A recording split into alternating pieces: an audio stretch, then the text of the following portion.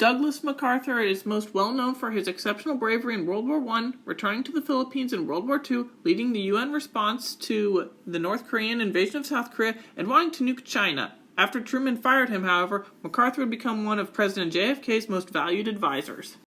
President John F. Kennedy solicited MacArthur's counsel in 1961 and 1962. The first of 3 meetings was held shortly after the Bay of Pigs invasion. MacArthur was extremely critical of the military advice given to Kennedy and cautioned the young president to avoid U.S. military buildup in Vietnam, pointing out that domestic problems should be given much greater priority. Kennedy's April 1961 meeting with MacArthur surprised many of his top aides, many of whom openly disliked MacArthur, but Kennedy had served as a patrol boat skipper in World War II in the Pacific Theater where MacArthur had commanded him, and he very much admired MacArthur. MacArthur had faulted the previous administration for promoting the invasion and the Joint Chiefs of Staff for supporting it. MacArthur suggested that they should have known better. He added that many of them, in his view, had been promoted beyond their competence level. Kennedy appreciated MacArthur's judgment on Cuba and would soon change the military's top leadership in keeping with MacArthur's viewpoints. Kennedy then shifted the subject to Laos and Vietnam, where communist insurgencies were gaining strength in Indochina. Kennedy said that Congress was pressuring him to deploy U.S. troops in response. MacArthur disagreed, stating that anyone who wanted to commit ground troops in Asia should have his head examined.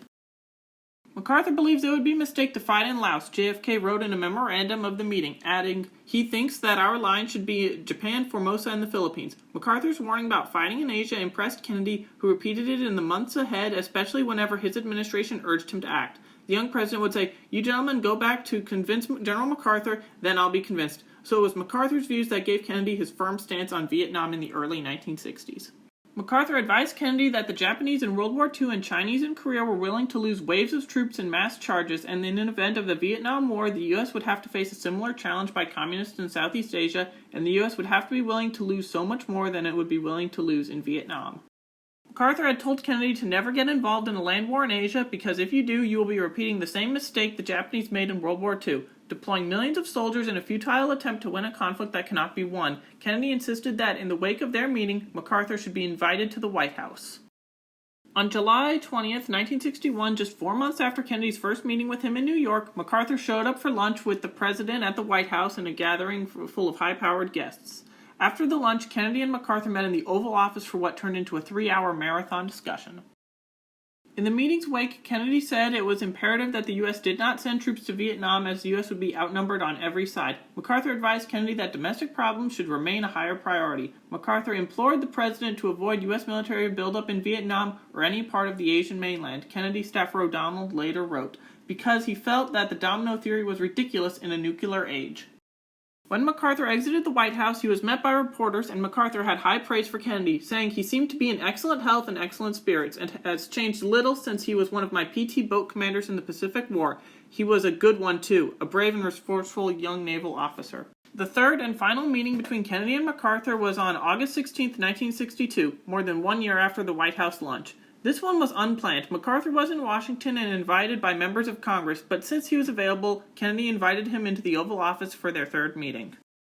A lot had changed since 1961. The Laos mini-crisis had been resolved with the U.S. and Soviet Union agreeing to seating of a coalition government there, which MacArthur had praised the Kennedy administration's leadership through.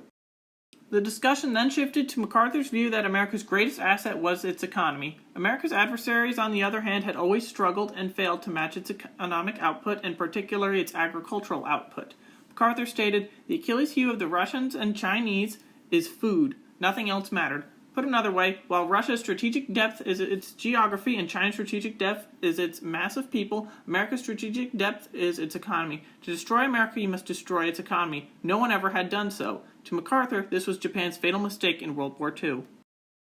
MacArthur then shifted to focusing on America's naval strength, which was somewhat surprising since he was one of the most celebrated American Army officers in military history. The greatest weapon of war is the blockade, he told Kennedy. If war comes to that, the weapon should be used, it's the blockade, which ended up being exactly what Kennedy used when the Cuban Missile Crisis broke out.